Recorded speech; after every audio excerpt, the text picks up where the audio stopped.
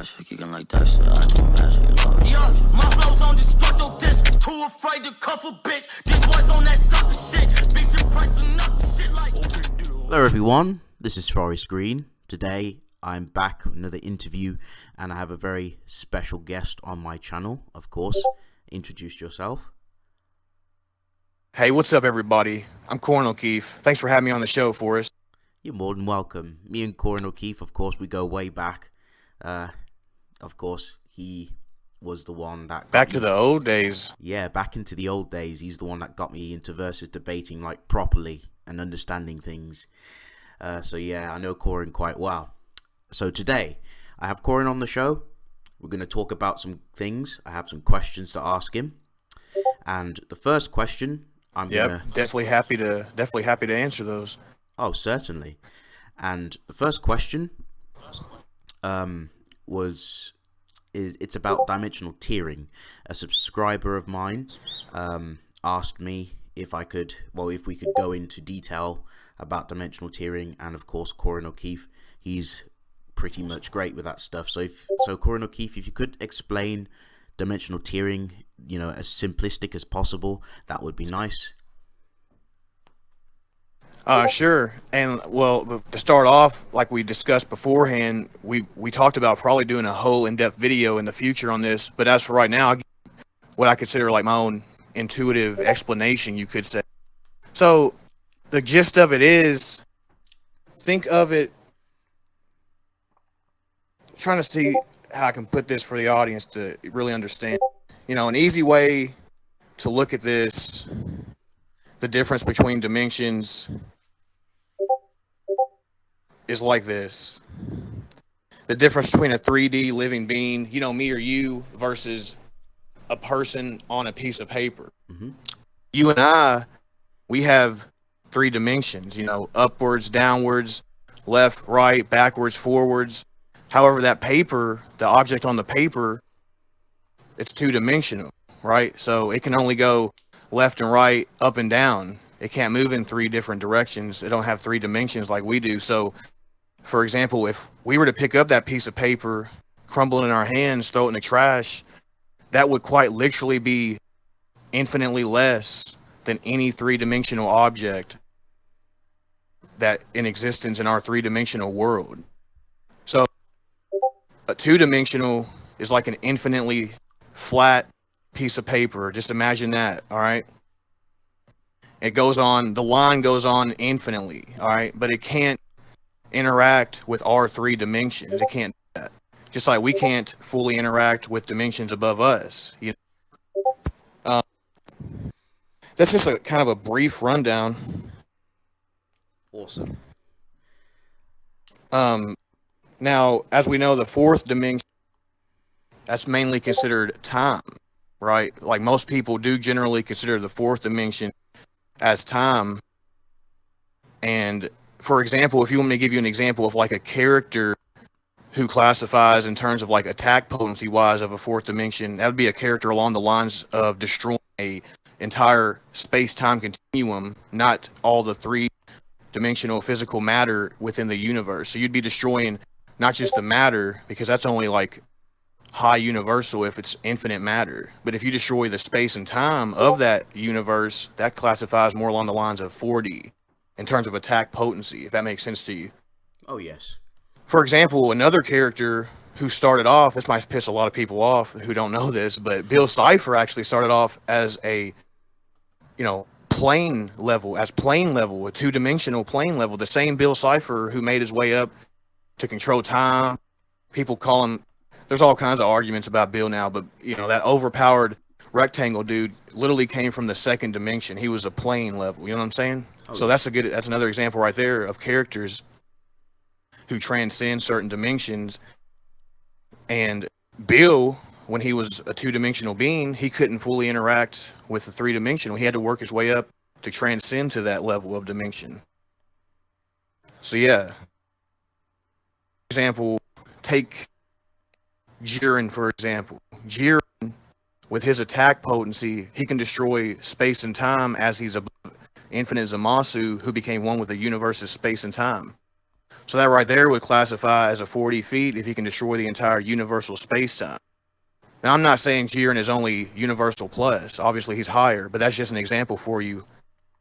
And like, say you destroy an endless universe, like it's stated to be endless or infinite, like just the matter. That would be infinite 3D power. That'd be high universal if we're talking like attack potency for dimension, stuff like that. There's different ways to look at it. There's attack potency, there's existing, Mr. Mixelplick. I know I really butchered that name, but he's a fifth dimensional imp, as you know, right, Forrest? Oh yeah. And he views three-dimensional beings as flat objects. So he views us as flat, for example. Which is insane. He's infinitely above us, essentially. So he can destroy infinite timelines, infinite universes. He can casually put his entire hands around infinite timelines and just warp it like. So that's just like a brief little rundown. Obviously, I would like to go into a lot more like in-depth detail in a future video with you, if that would be fine with you. Oh, certainly. That would be fine with me. I'd love to talk more about dimensional tiering on a more advanced level. Yeah, and I hope that gives everyone in the audience just a little gist. Like, you don't necessarily have to have an existence on a different level of dimensional tiering. You can have attack potency on that level as well, and not be existing per se in that dimension, like I explained with certain characters. Yeah, you can have attack power obviously on that level, and then versus algorithm, that's good to determine the attack power per se. You can say, okay, this character has fourth dimensional attack power, then he more than likely could harm a fourth dimensional being, as an example. So is there anything else you really want me to, talk about with that? It's pretty much it, really. Yeah, that's you clarified dimensional tiering, in its simplistic form pretty well. Yeah, just my own intuitive explanation. I mean, we'll definitely go into more detail. You just wanted me to get out a couple examples and stuff like that, which were brilliant examples, definitely. So yeah, no problem. Thank you. I've got another question to ask you. So, I know there's a bit of controversy with some Marvel characters. Some people think like a lot of them are only just like hyperversal, and then none of them are like outerversal. Could you explain to me, is there like Marvel outerversal Marvel characters, and could you explain if there's potential downplay towards this? Yeah, that is a really big controversial topic, as we know. Now, it is a tricky subject. The thing is, there are certain eras of Marvel where characters are depicted higher and depicted lower. For example, around the late 1980s, that's when the Living Tribunal was depicted as him being an outerversal being. Around that era and time, it was actually confirmed. He literally said himself, he transcends all dualities. He transcends the concept of life and death. Law and order means nothing to him. He even told that to Doctor Strange when Doctor Strange was trying to plead to him and what about law and order, this and that? And he's like, fool, that means nothing to me. I'm above that. He transcends all dualities. He transcends death within that Marvel infinite dimensional structure, and that's another thing. He transcends infinite higher dimensions. Now, that being said, Living Tribunal these days is not consistently depicted at that level. Like, for example, like the Adam Warlock Tribunal, he is unfortunately, I mean, if you wank him, yeah, but consistently he's more along the lines of high hyperversal, yes, infinite dimensional being. All right. But at one point, the Living Tribunal was depicted as transcending all dualities, all dimensions, the concept of death, time and space, law and order means nothing to him, stuff like that. So, that's one example. The Tribunal, at one point in the comics, was depicted at that level as being outerversal, because he transcended all those dimensions, infinite dimensions, and all the concepts within them. only limited back then, anyways, as depicted. He was second to the one above all. Now, the one above all, a lot of misconceptions on him. He did get nerfed, as we know. He even said himself, "Oh no, I'm not omnipotent," which, that no character in fiction is truly omnipotent anyway. So we already knew that. But the thing is, in his original run, like in his original depiction, he was consistently depicted to be high Outerversal. Like, he literally was confirmed supreme creator of the entire Marvel Omniverse, aka everything in Marvel Comics itself, which would include all the infinite dimensions. It would include all the beyond infinite dimensional realms. And we have seen, I can actually show you scans, like, after the interview, if you want me to, like, Oh, certainly. of these dimensional realms, like beyond dimensional realms. For example, a really common one known would be the Beyond Realm itself, or, the pre-retcon Beyonder was from. That was him, and that realm was nothing without him. It transcended past all infinite higher dimensions, and that was the pre-retcon Beyonder. That's where the Beyonders, the race of the Beyonders, come from as well. And it transcends, it exists all outside of all dimensional space and time. And so, yeah, in the original run, before he got nerfed, the one above all would be high Outerversal, as he would have been.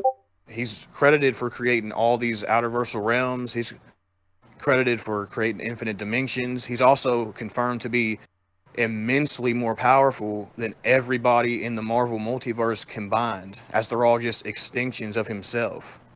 And he's also been referred to as the author of all that is. Now, that, one of those things by itself is not enough to justify it, but all this stuff adds up together. It does justify it. It does put him on that level. Now, today, it's a little more tricky. He has more limitations now. He even said to the tribunal, "I'm not almighty." There's something limited, like the regulators, per se, in the if someone messes with, like, the regulators in each individual universe, for some reason he wasn't able to prevent that when Thanos was messing around, per se. However, he can still be classified as Outerversal, just not as high up the charts as he was, because he still exists outside of all time and space and all of its dimensions, and he still transcends, and he's superior to the living tribunal, who himself is a high hyperversal being. And he transcends the tribunal even today. So you can still get him to baseline Outerversal. It's just, he's a chump compared to what he was once depicted as being. And now the pre-retcon Beyonder, you heard me mention him. Oh, yeah. In his original run, he was depicted as an infinite dimensional being, heck, even beyond infinite dimensional, like I mentioned. Same with Molecule Man in terms of his actual powers. Like, his molecular manipulation powers are on that same level. Heck, him and the Beyonder at one point were literally said to be the two mightiest foes, the two mightiest beings in all the multiverse, which would include the Tribunal back then, and everyone else in the multiverse at the time. Not the one above all. That was actually proven otherwise back then. The Beyonder pre-retcon is also a baseline Outerversal being, easily. Oh, okay. And for another great example of that, the Beyonder he literally drained a lot of his power to get rid of the concept of death. And it was still literally stated after that he was the most powerful being in the room.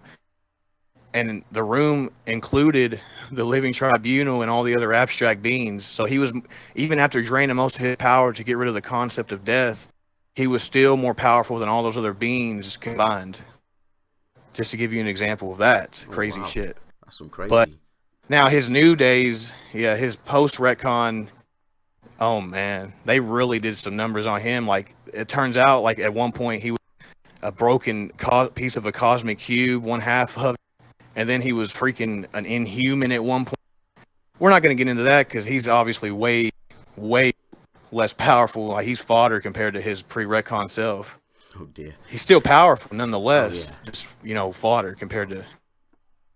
Yeah, some of the high tier. So, yeah, those are three right there. Now, a lot of people would argue a character named Gwenpool. There are arguments for her, like, transcending and being Outerversal. But like I gave you the three of the main characters that have a lot going for them per se to get them Outerversal, like Pre-Retcon Beyonder, Tribunal at a certain point in time, One Above All. Even today, you could still get the One Above All to like baseline Outerversal. It's just sad that he got nerfed like he did, but that's comics for you. Got it. Things got to happen. Retcons, all that kind of stuff. Yeah, it's a shame. Yeah, I will admit, Marvel per se doesn't have necessarily as many Outerversal characters as other verses like DC, but they do have them. They do have Outerversal realms. They do have Outerversal characters like Oblivion.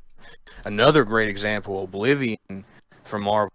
This dude is a good bit above baseline Outerversal. He's definitely above baseline Outerversal, and there's also arguments for him definitely being able to be above the One Above All these days. Just going off statements, scaling, and feats, you can even make that argument. Now, I wouldn't say the One Above All like in his original run, but these days, yes. For example, Oblivion views in the infinite dimensional multiverse as an illusion. Creation is just an illusion to him. Oh wow!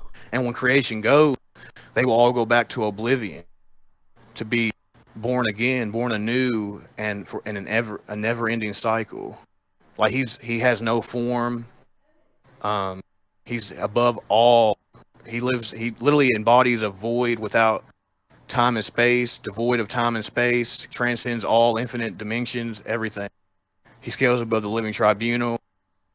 And it was actually said the Chaos King, who is infinite dimensional, high hyperversal himself, was only a small, tiny piece of Oblivion. Like Oblivion wasn't even worried when this high hyperversal being was defeated eventually. He just said, nah. He just brushed it off like it was nothing. It's just a piece of dust.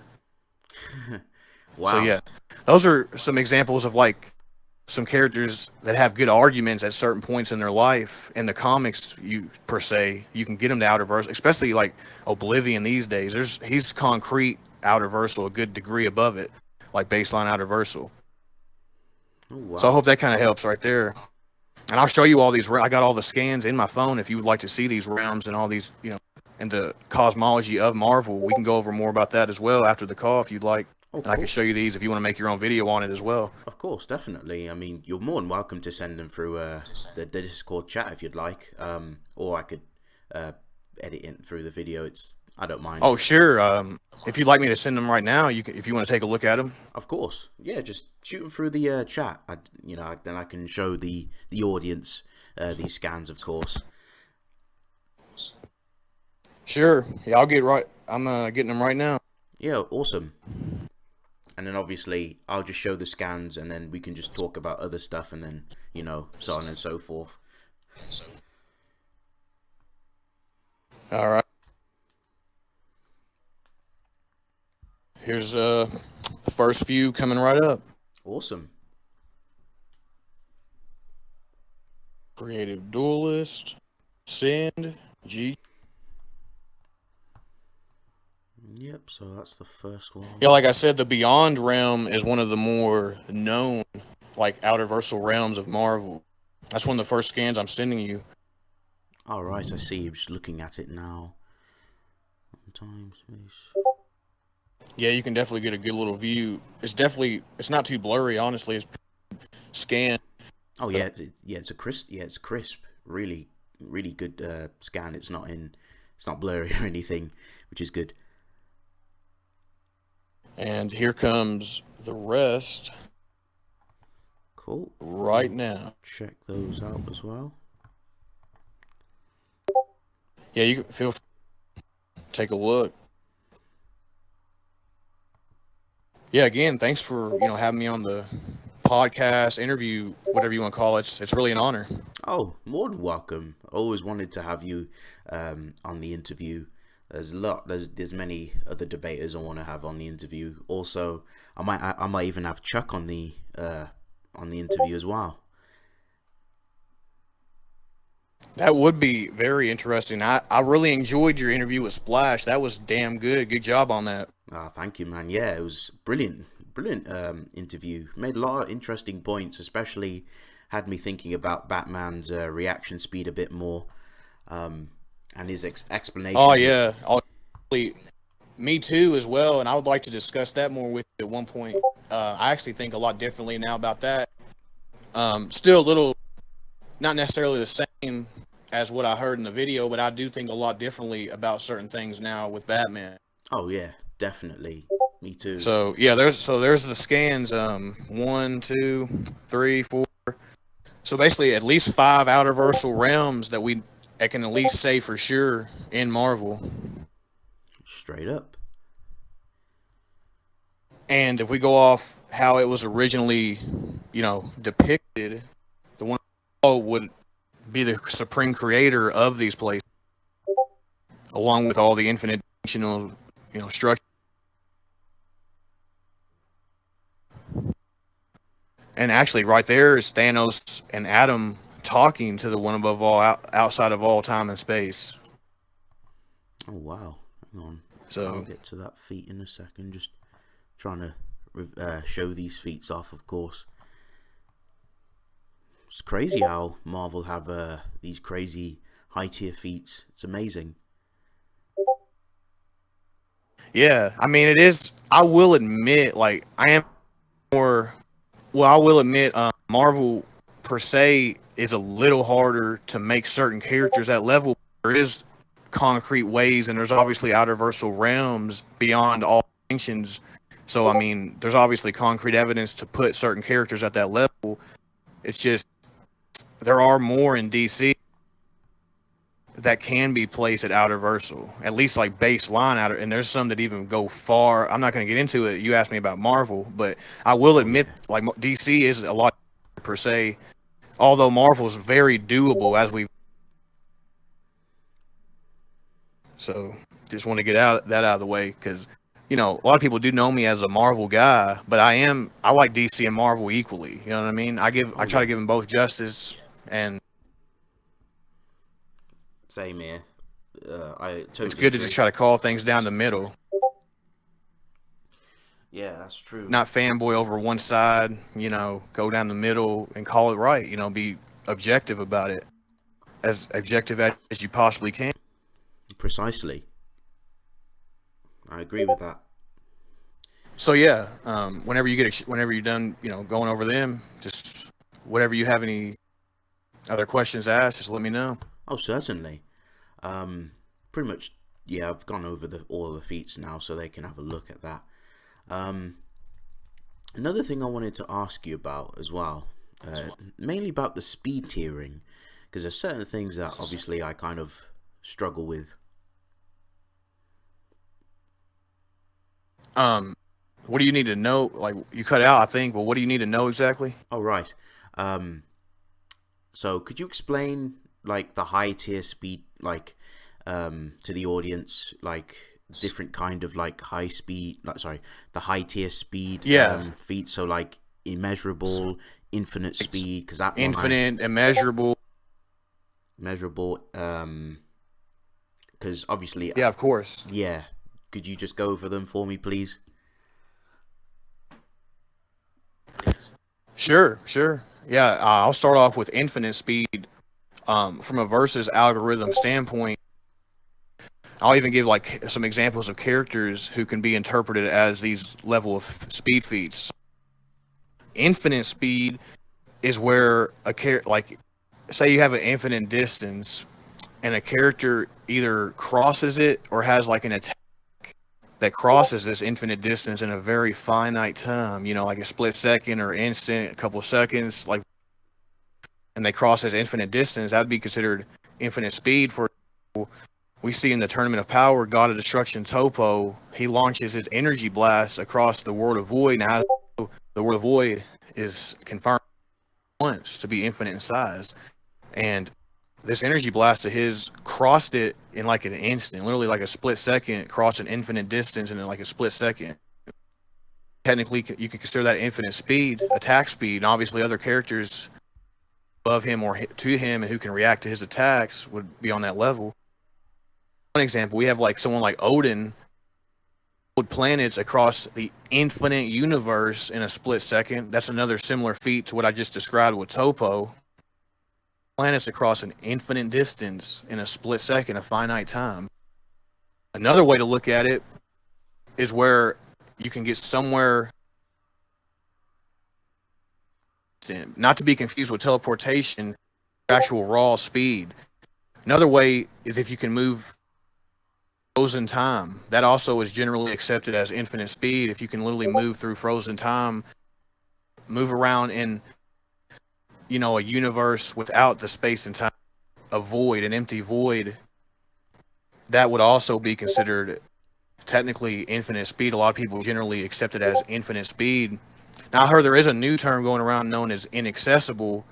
However, from like the algorithm standpoint, it has been generally accepted as infinite. So I just want to throw it out there. So those are some examples. And God, like I said, God of Destruction, Topo, and Odin are two examples. You have immeasurable speed. You basically transcend linear time. You can travel through time off your raw speed alone. The Flash can reach that. Silver Surfer has shown he can reach such a velocity, it allows him to time travel off speed. Once he reaches that velocity, we see guys like track entities, like the in-betweener, their manifestation bodies, they transcend linear time. Even their like manifestation bodies transcend linear time. Just imagine like their true forms, like their true multi-form, like multi-eternity would be a very high degree of immeasurable, as multi-eternity embodies the entire infinite dimensional structure, the entire multiverse.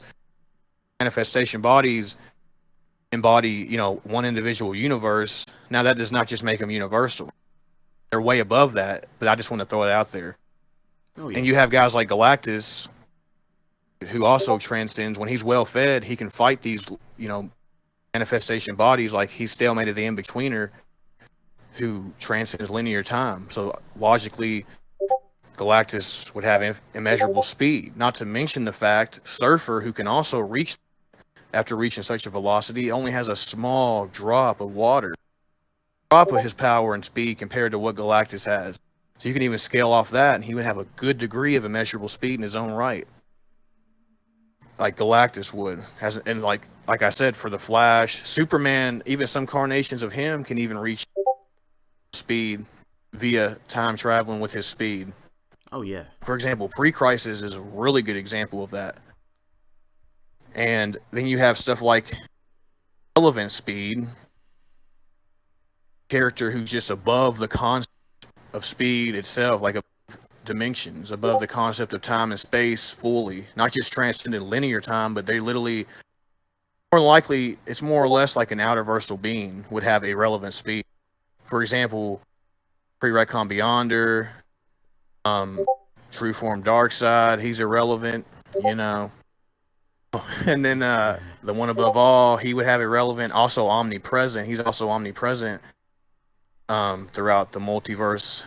Now, omnipresent isn't necessarily a speed per se, but some incidences it can act like a speed. So it can be classified in the speed department. It's just not necessarily the same kind of, it's not necessarily true speed per se, but it can act as such. So, yeah. So irrelevant is just, as the name implies, speed is irrelevant to you at that point. Yeah. Like you transcend that concept. You're above. Yeah. Yeah, you just be anywhere, And that's when you get into some crazy stuff. You can't calculate that stuff. You just can't calculate, dude. Yeah, like pretty much can't even slap a number on it. It's crazy.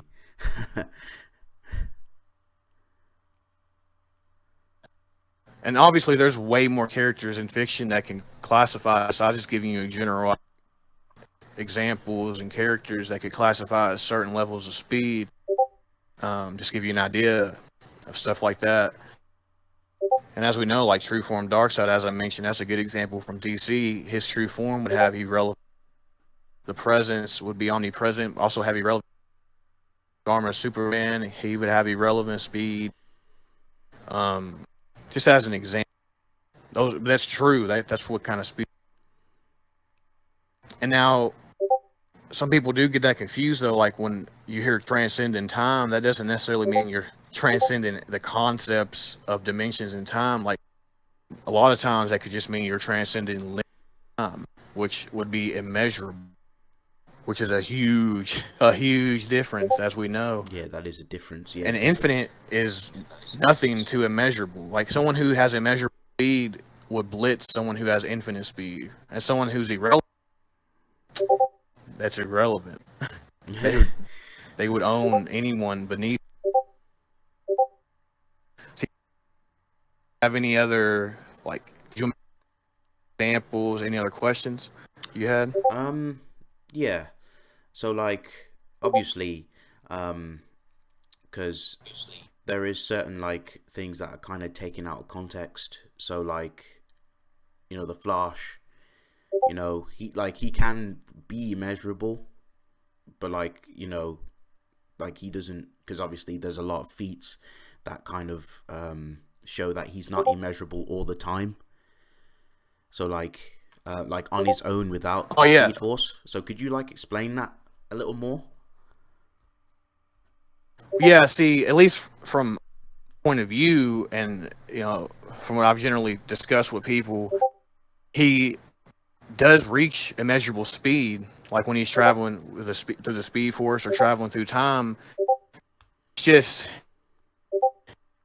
really hard to say that he starts off with that speed when you consider his villains as well. Like he literally fights a guy with boomerangs who can actually tag, and it's actually been pretty well known that Flash feel the need to use his full speed potential on these other villains, these fodder villains, while a lot of times he can get tagged by them. So I mean, it is a very subjective and like a debatable topic. Nonetheless, I do consider he has immeasurable speed at all times, and whoever fights him would have immeasurable speed. But for me, I do acknowledge he has immeasurable speed. He can definitely reach that, like when he travels through time. It's just really hard to say. Starts off with immeasurable speed, really having to like travel an actual distance over time. It's kind of a contradiction. Like when he's in a dimensional world, to go travel a distance over time for per se, like Wally West when he saved all those people, that city explosion. They travel a certain distance, and it took him a certain amount of time to do. That's not immeasurable. He does run so fast and enter like the time stream, the Speed Force starts traveling through time. That is immeasurable, and he essentially is infinitely faster below him who cannot do that. Oh yeah. And obviously he's even reached, like, there's some feats of him can be considered irrelevant speed, but that's not the most consistent route to per se. But there are feats of it, like him running in the Source, I believe, at one point. That's Outerversal, stuff like that. So yeah, Flash is insane. Nonetheless, he's a freaking monster, dude. Absolutely. Solve for days, hacks for days, bro. Yeah. Yeah. Crazy. He definitely would. But it's hard to, like I said, it's clear he's not going all out on these villains. Clearly these villains like Captain Boomerang does not have immeasurable speed. You know what I'm saying? Yeah. So this dude throwing a boomerang does not, or the Trickster or some other. His villains are corny, bro. Like the Flash is literally like he's on my profile. He's one of my favorite characters of all time, but his villains are corny as fuck, dude. I agree. Like, excuse my language, but they are. Yeah.